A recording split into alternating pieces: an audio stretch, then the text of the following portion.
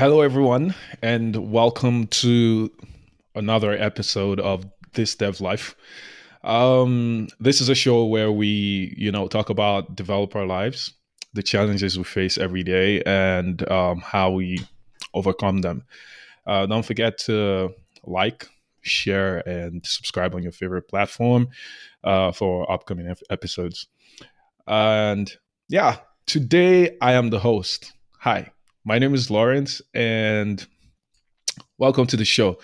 I know you don't see my face often, especially as the host, but today I'm hosting the show. And on the other side is the previous host, whom I've stolen the show from. Give it up for Dara. All right, hello guys, how you doing? I'm still here. How No, you doing? it's not. I've Good. absolutely taken over the show right now. Yeah. So, today we'll be talking about a very fun topic. So we'll be looking at like how it's like joining a new team and basically integrating with that team and um, getting to know the stack and whatnot. So today we have Dara here to give us his experience with stuff like this. So, Mr. Dara, how was it like your first job? Like, what was the situation and how did you find it? Like your first day when you stepped into the office, how was it like? Your Uh, first dev job? my first dev job, yeah. Yeah. So thinking back, most of my, outside of academics, after I finished school, dev Mm-hmm. career has been mostly DevOps or technical evangelism or consultancy. So it was not exactly dev, except my current role now, which I do DevOps, which I write scripts and stuff. But I would probably tag my first DevOps dev job. DevOps is what captures my attention these days. My first dev job was probably the one I did as an intern back in the university. Remember where we have to go the 6 month COS training thing? Mm-hmm. IT. And I was working then for a Microsoft partner company, and I was a Windows Phone developer. Yeah, I remember Windows Phone back Ah, in the days, the good good old times. days. So I was a Windows Phone developer. Um, Now thinking back, actually, I'll probably say that was not the most organized team I would get on, to be honest. But hey, this works. The process of getting onboarded was not the formal way I would expect now that I'm more into the industry, but it was something like my boss then, because of course I had no experience, no proper working experience. So my boss then, I think we were two interns at the time when I joined, and then the third one joined us. So he would give us materials to go read up, Git, Dev, API development, all those stuff. We read it, and then we'll come explain things. But getting on board on projects really was more like just like a squad briefing. Like, hey, come here. This is what we're working on this week. We need to do this project.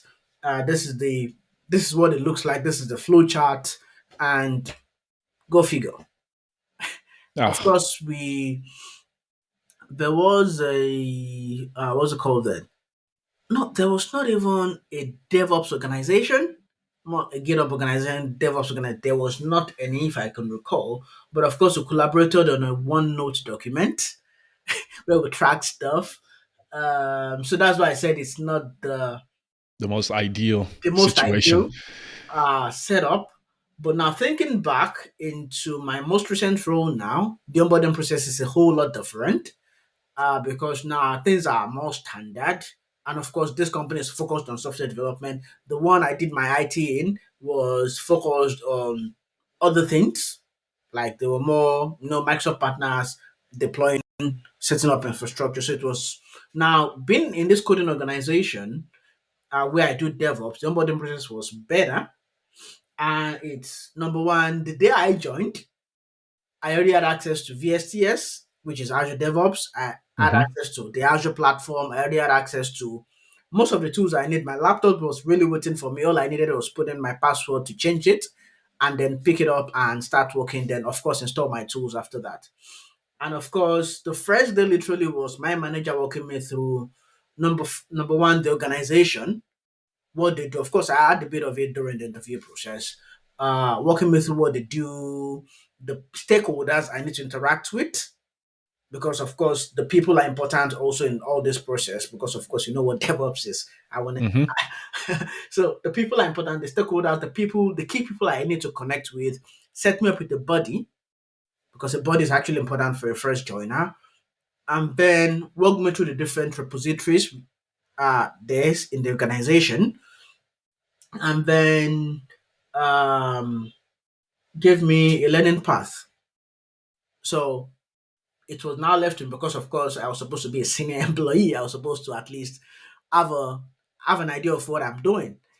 So it was mostly then install the tools first day. Each day about second day, go through all the necessary HR process, setting up your payment on the payroll, pension, and all stuff. But from the second day, it was hit the ground running. So you get into meetings, stand-ups, of course, connecting with different stakeholders, having some sort of what do I call it, a 5 minutes catch-up meeting with them, just to understand what they do and how what they do in the organization really. So first day, got access to all the tools I needed. Of course, not all of it, but the most important tools I needed, I had access to them already by the first day I joined, and then because I was a DevOps engineer, I was mostly now the person who will be responsible for planning out the whole infrastructure project and all the stuff. So people would then come to me for answers. But then, because I didn't have the answers because I was new, I had to go ask my buddy. So then there was that transference of knowledge. It would link me up to where the documents are, where the recorded videos are. No, literally hold my hands through the first few weeks until I got stable enough. Then I now became the person who would get to answer the questions for other people who are joining the organization. I think that was pretty much it. So the very first week, of course, it's watching training videos from HR. The second week is get into the game. But of course, from the first week, I was actually in the game already, because I Hmm. was then the only person that was engineer for the entire organization. So the onboarding process for me was great. I think that's what I'll call it. Because to be honest, that was my would I say the first hands-on job I would have after I've come from the evangelism and training world, into getting my hands dirty kind of work. So it was the Hmm. first one, but I think it was great and better than the one I had during my IT period. Are you a software developer or engineer? Do you want to provide feedback on products created for developers? User Interviews is looking for quality participants to sign up for user studies. This is a great opportunity to help shape the future of software development. Your feedback will help developers create better products that meet your needs. You also get to earn money while doing so. What are you waiting for? Sign up today and help make a difference in the software development community. Head on to zen.ai /the dev life to get started. That is zen.ai THEDEVLIFE to get started. If you're signing up directly on the website, remember to use the coupon code ThisDevLife. That is THISDEVLIFE. The link will also be provided in the show notes for you. All right. So, about the thing you mentioned about the body, right? Before we get to that, I just wanted to ask, from your perspective, like, what's the best way you learn? Like, normally you join a new team, you're assigned a buddy. A lot different people have different ways they like to get information. So Yeah. are you the kind of person that you would like your hand held like all through the process, or are you the kind of like introverted person that would rather have documents and links and stuff sent and you go take care of business by yourself? Which works for you better? Well, you know me. I'm 100% introvert. Maybe 105% ish, or 103.24 about. Um, yeah, so I'm more of a try to figure it out yourself person. Hmm. But of course, sometimes I get stuck. but I don't go ask a question from someone until I've tried all my possible best or I'm running against a timeline. So I first go read the docs, go find out where the things are, or try to figure it out how it's done myself. Then I can then decide and say, hey, I think I can figure this out and call for help. Ah, that's an interesting take. So you would rather have to sit yourself and go through all the or dig through all the documents and try to figure it out yourself. Yeah, I don't want pace. I want. I stand with a different opinion about that because from my perspective, like I see why that works for people. Though from my perspective, I can also say like it's a bit slow, most especially when you're new, because there's lots of things that or context that you don't get even when reading those documents. You don't Mhm. really understand certain things, right? So um, for me, it makes more sense uh, to have someone there all the time to hold my hand through this document. Great, send me the document and whatnot, but I would like you to stay there and or just be available for bombardment of questioning, because I absolutely do not understand what I'm looking at right now. Yeah, You know yeah, what I mean? yeah. They're available for the bombardment of questions. Yes, they answer promptly. But I think mainly for me because the role I'm in is I'm one of the only few people who actually understand it. Well, Mm, supposed to understand it, assuming allegedly. So even when I get to ask the question, it will still be, well, it's not exactly my fit, but I think this is it. Then I hmm still have to go figure more, anyways. But if I've come to a point where I figured it, then I shout for help and it's still, well, I still don't know. Then it's still left to me to do that. But I get the way you're coming from. It will be slower to get on board with things if hmm you try to figure it out yourself. But of course, the scenario is also what determines what you do actually. If it's somewhere where there's a lot of people doing it and there's a standard process in place already, there's a standard flow, it's better someone holds your hands through it, maybe for a day, 2 or 3, walk you through the steps, maybe even record it as a meeting, and then you can go over it over and over. I remember, yes, I know how to deploy with Azure DevOps. I've been doing that for many years, but then joining my new organization, I needed to understand how they do it. So I needed to sit in for 2 deployments by someone else. Of course, it's my role, Yeah.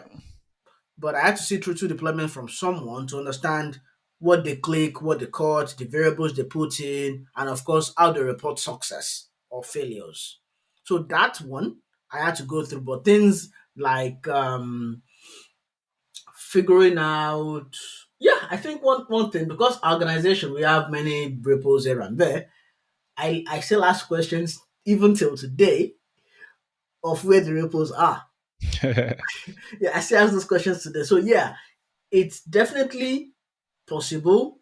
And this is also dependent on the kind of person that you are and how fast you grab stuff. Most of the things I do, I should be able to at least figure it out. But then for a standard software developer, because I'm not, no, I'm not exactly a software developer. I'm a DevOps engineer. The way we do things are a little bit different. So ours is mostly figuring out and supporting and understanding the process and everything, and then putting it all together, then presenting it, and then we debate on it. Well, of course, in my organization, that's the way we do things. But for a standard software developer, there's this is how you get this, how you branch out. This is how you commit. This is what your commit messages should look like.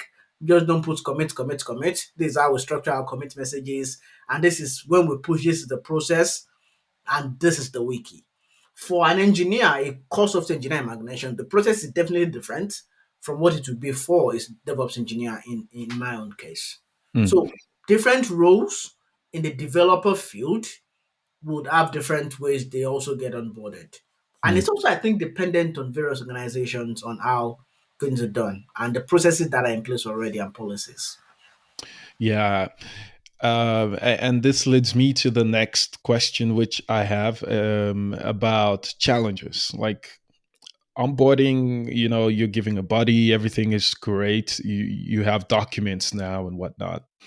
What do you see as like potential challenges for people, or for you that started in a team like this, for instance? What were the challenges that you had to face, and or the challenges you encountered while onboarding or trying to get to know the systems and the tech stack and whatnot? Uh, I'll probably say mainly it's figuring out where things are because most of our repositories are connected in one way or another. So figuring out, so for example, if there was a deployment error, of course I Mhm. should be the one to know why it failed. But then as a new person, I'm like, yeah, it's pointing me to this line in this file, but it's not directly in this repo. So which repo do I go to? Then we use Git submodules. So it's in this repo. Then I go check out that repo, find the problem. If it's fixable, immediately fix it and do a PR, and then we'll move on from there. So I think mostly for me is figuring out what the problems, which files are linked to the issues, if problems occur. But I think also trying to improve the scripts in place, I also need to find out how they are linked. The other projects this repo also is serving as a dependency for, because we have a central repo that serves about three different projects. So I need to be conscious of the fact that if I modify something in this repo that serves this other projects, it might affect the way they work. So I needed to be careful. So I needed to ask more questions. Say, if I change this, talk to the stakeholders involved in those different repos also to say, you need to modify how you call this function in this repository. So things like that, I think, was one of the major challenges for me when I started getting onboarded to this role, finding where stuff are, because I was the only one that was there as the DevOps engineer. Now the team is growing, which is a great thing. We can split work and then we can brainstorm. I think also the other challenge was actually finding someone to brainstorm with. Yes, I had a body, and every other person on the team were willing to help, Hmm. but it's challenging when they write C sharp, Angular, I write PowerShell and YAML. They are totally not connected. Yeah, different worlds. So when I get stuck, I'm just on my own. It's my world. So I had to rely on the power of search engines, Mhm. YouTube, Stack Overflow, and Microsoft documentations. Yeah, but have you been in a situation where you had someone to brainstorm with in a new organization you just joined? Like, have you been in a situation where this challenge wasn't really much of a challenge, like this specific one about who to brainstorm with? What to brainstorm with? If it, yeah, there are times it's not actually a problem because the person who was my body, is very knowledgeable. He's the Hmm. software architect, so he knows how the solution works. So when I get stuck and I go to him, yeah, he probably would not write the PowerShell script for me. Yeah, he can write PowerShell if he needs to. But then for me to brainstorm with him to say, for example, if it's an Azure issue, say, um, the way you write the script to call a particular Azure service has changed. I wouldn't expect them to have all the answers for me. The best I would expect from them is maybe a documentation link. Hmm. I would not expect them to say, oh, this is how you write the script and modify it. Because the best they could do also is just go through it logically with me. So yeah, we brainstormed on things before the team started growing. We brainstormed on things, but then it was limited to the scope of their own understanding of my world. I see. And I think the next question is around everything you've mentioned, because for most of the things you've talked about, and this question is just so maybe you can elaborate more for like more junior people, because mostly it seems everything you've talked about are about people, right? Like you had to interact with people, you had to find out what's going on here. So for that, you have to reach out to this stakeholder, that stakeholder. These are people, right? And this is looking at things from a more senior perspective. Are you a software developer or engineer? Do you want to provide feedback on products created for developers? User Interviews is looking for quality participants to sign up for user studies. This is a great opportunity to help shape the future of software development. Your feedback will help developers create better products that meet your needs. You also get to earn money while doing so. What are you waiting for? Sign up today and help make a difference in the software development community. Head on to zen.ai the dev life to get started. That is zen.ai/THEDEVLIFE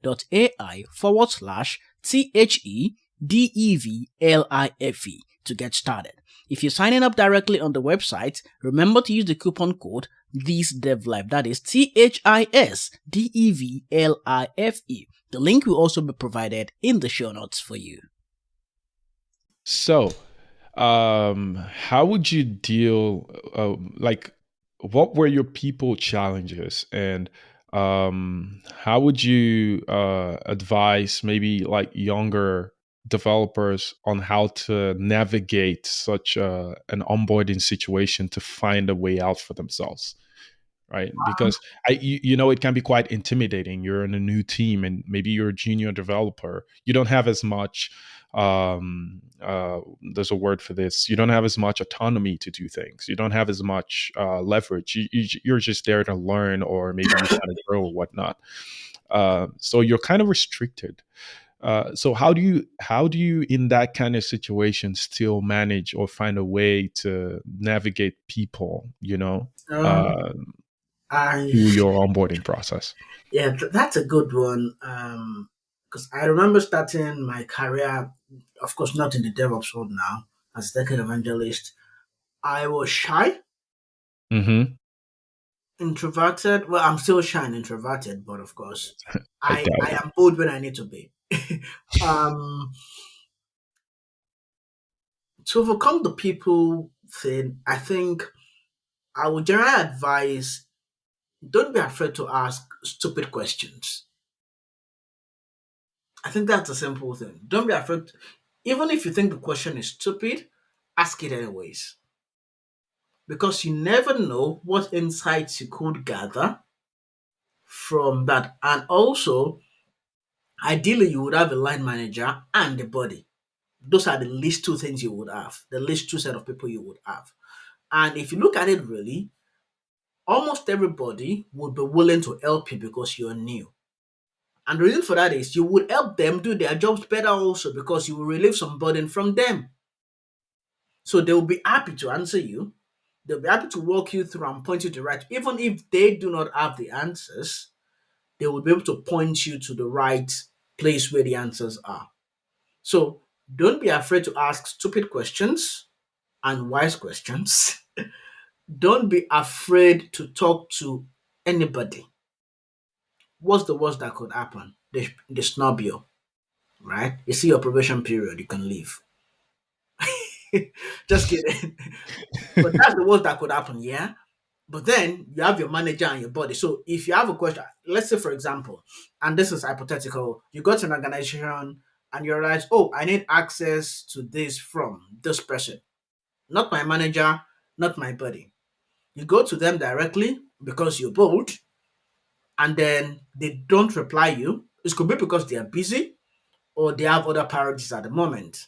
What do you then do? You go to your manager or your buddy and say, hey, I need this so. I have reached out to him at this time. Can you please help me give him or her a prompt? Or give them a prompt because of the world we live in now. Help me give them a prompt. And then they can help you through that. So when you get stuck, when you're not getting through to the person you need to get to, talk to your manager, talk to your buddy. So to summarize it, don't be afraid to ask stupid, wise, and normal questions. Don't be afraid to speak to people. And if you're not getting through to the people you need to get to, escalate to your manager or your body. Mm, nice one.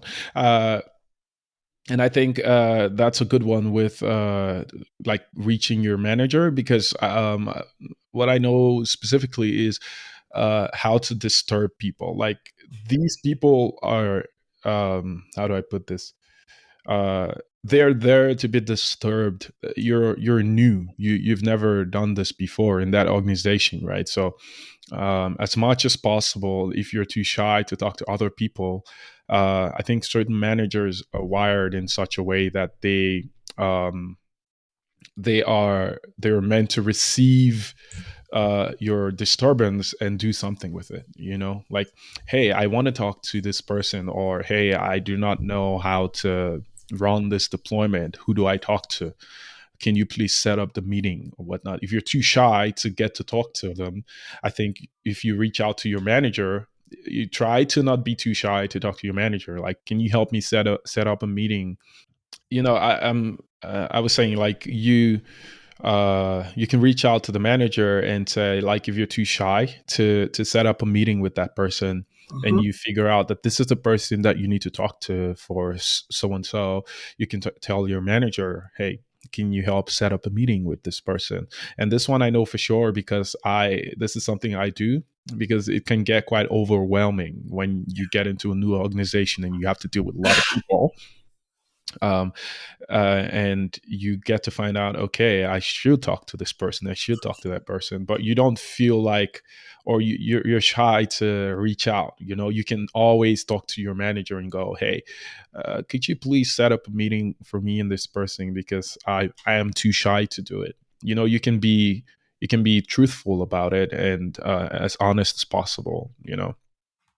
uh, yeah, thanks for those insights. And then this is another question that has to do with, like, maybe getting consensus with members or the team. When you join a new team, how do you deal with change? Like, it's, I think this is a big problem with lots of people in tech today. You join a new team and you see a lot of things are not looking great, and you're coming with this shitload of experience, and you want to pour it down, and fix things.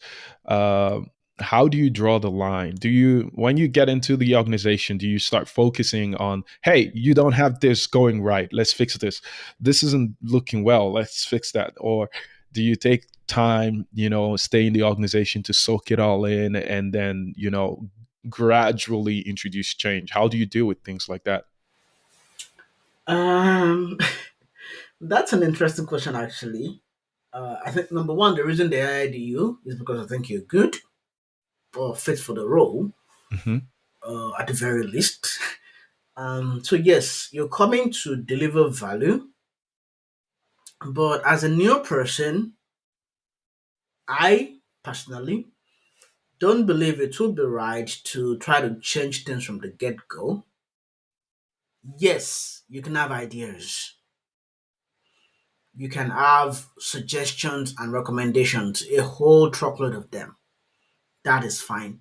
That, but what you should first do is understand why things are the way they are. When you understand the why, then you can then dig more into why is the way it is. Then, if it's a problematic one, if it's a problematic reason, then you can then find ways to solve it. Not necessarily overhauling the entire system. That, to be honest, I will say it plain and clear, it would be stupid. Hmm. Because, well, there's a funny quote in our industry: if it's not Not broken, broken, don't touch I'll it. fix it. But of course, you want to optimize processes. Yes, that is fine. But then understand why things are the way they are at the moment. Some might need immediate change. Yes, I agree to that. But most things, you need to first understand why they are the way they are. And then gradually, you can start introducing the change bits and pieces and making the important people aware of why the change is necessary. propose the change, and I think most importantly, propose the improvements and benefits that change would bring. So, for example, if you say the way we deploy is not efficient, or the way we write, or the libraries we use are old. Okay, so what new library are you bringing? What are the benefits of this new library? Oh, it will cut our response time from 10 milliseconds to zero point 0.5 milliseconds. That is a metric they can live by. So if you bring in the suggestions, bring in the recommendations, you want to bring it alongside the benefit it offers. Then sell it. Once it's sold, then you can now map out a plan to implement. Because to be honest, if you get to an organization and say, oh, change this, change that, change this, change that, you would burn out. Simple fact, you will burn out. Understand the process first, understand what is in place, and then you can start introducing your ideas little by little and start delivering the value one day, 1 week at a time, or one sprint at a time, as the case may be. Yeah. And I think another note here would be to first try to find out like what are the priorities of this team, like because some of the things that you feel like you want to modify or fix, no one cares about that right now, you know, because yeah, like you said about like it's not broke, don't fix it. You know, you probably want to implement this shiny new tool, and they're fine with what they have because there's other priorities. You know, the company's maybe trying to deploy something or sell to some customer, and all they care about at that point is to make sure they make that sale and make sure the system is working for that sale to go by. And you're coming with this whole, yo, I need this terraform, blah blah blah, whatever. um might be not the best thing at that time. Yeah, nice insights. Now, back to the previous question I was asking about, like, you know, where you said like interfacing with the manager and then trying to reach out to people and whatnot. I think there's a question there. What if you have a shit manager? What if you have a manager that is not great at his job The and answer is is not really there for you? You know, in certain organizations it's possible that you get to find yourself in that situation, right, where your manager is not that great at their job and you're like stuck, you know. What ways do you think someone new, like you're an experienced person, like you're senior, right? So you probably have different ways you would navigate such situation. So for someone that's junior and trying to find a way around the organization and they're stuck with such manager, what how do you think this person would be able to find their way around, you know? yeah, it's I a know it's a tricky yeah, situation. it's a tricky one, but it's definitely something that happens sadly in a lot of organizations, and I've seen people with first-hand experiences with this. I've had one also in the past, even up to top level management. It was God knows what. But then the simple answer, which might not be the optimized answer, since we're developers, we know what that means, might not Yeah. be the optimized answer, is find an ally who is above them Mm. or at the same level. Find an ally that is at least at the same level with them or higher than them, then take your queries to them. Yeah, but how? You know, this is looking at like a new person in an organization. You're still trying to onboard, you have a buddy, you have a manager, you're still trying to find your way around the organization. How's the best way you think someone like this can navigate through people to find that ally? You know, because Uh, probably an introverted person always likes to stay by themselves and they're kind of stuck. yeah, What's the best way for such person? What do you think? Well, not the best, but how can such yeah. person Well, navigate I people? would probably say if I was in that situation, and that's the way I would approach it, because the answer might not actually fit everyone the way it would Hmm. work. Um, because you're new, you at least want to be on the good books of at least the major people. Mm. And that's why I said the first answer was not the optimized one. So let's try to optimize it. Um, Although it's tricky, you can get that manager. I don't want to use that sh word. We can get that manager to at least be happy for the time being, for you to get your grounding. So, how do I call it? Let me give it a name. Let me call it rebellious compliance. Mm, mm. So you comply, That's a new one. but you got a plan. Now, and I'm not saying this will work for everyone. Not everyone can be like me that has a plan C for a plan D. But um, you can find a way to make them happy for the time being, for you to get your grounding before you start trying to, get that ally or thing. Because at the immediate moment, and of course, to be honest, it is saddening, but the easy way out is just quit. But I would not say quit. Yes, and I'm trying to be very factual here, just laying out all the options. If I was this person, of course, it will most likely still be my probational period that I realize my manager is not what I expect them to be. So I can call it quits almost immediately. And maybe I even find a better offer. But we also know most of the audiences that listen to this show do not live in the world where getting a job is easy. Mm, So for the time being, for that first few weeks or months, you have the way you make your annoying brother or sister happy at home. Take it that way. But of course, you still go and steal their candy. Yeah. So what I say is there is a way to everything. You can eat with the devil, but of course with a long spoon.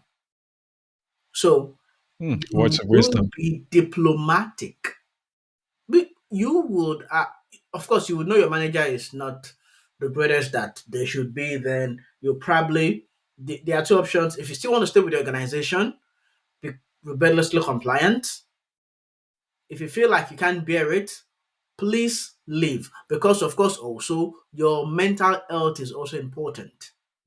Because it will be frustrating to work under a manager who does not support you, who does not see the value in you. It is frustrating. It is heart wrenching. And you don't want to be in that position where you get depressed because you're working for money. There are more things in life you can be happy for. Of course, you need money to be happy to enjoy those things. So, if you like the organization, you really, really want to stay, be compliant for a moment and try to maybe, if possible at all, migrate to other teams. That is one way. The other way is just call it quits. Because the first few weeks you will know if you vibe with this manager or not. If you don't vibe, there are two ways: quit it or start finding your exit to another team where you will liking another manager. Yeah, that's a good point with the other team thing. And this is for managers out there. Please be a good manager, be a better manager, so people don't leave. Because I think it's one of the pillars of a team. If the manager is not that great at being a manager, you force people to want to leave. People wouldn't want to work with you. People wouldn't want to be in your team. Uh, so yeah, um, I think the suggestion you made about switching teams is also welcome. This is one that I know I've experienced in my career, where I was I was having a bad time with a different manager. I'm not saying they're not great at their job, but for me, that it wasn't a fit, Those are the right? fit, yeah. And these things happen, right? Where you realize that lots of people like this guy as a manager, and lots of people don't. So, and then you fall in that line where you realize why the lots of people that don't, and and it's you realize this is not a fit, right? In that kind of situation, you just find a way out of the team. And for me, thankfully, there was a different team that was opened up at the time, and the manager there was like, how would you like to work for my team? I have this API project. You're a backend developer. I was like, please save me, take me out of here, you know. And now I didn't get to leave the organization. However, I was on my way out when I met this other manager. If I didn't get a different team that was willing to utilize my expertise, and a different manager that I could vibe with, that was a fit, I probably would leave. And yeah, that's also like a thing that people can do, I think, in very weird situation like this. Anyways, it's been a long conversation about getting onboarded, and thank you so much for sharing your experience, Mr. Dara. It feels so good to be on this side of the seat. I think this is my first time getting interviewed on the podcast also. Yeah, Um, it is, and it is a really nice experience, actually. yeah. So at this point, we wrap up this episode. Thank you everyone for listening, and we hope that you tune into the next one. We would have like more interesting conversations, and yeah, see you in the next episode of This Dev Life. Goodbye. Bye.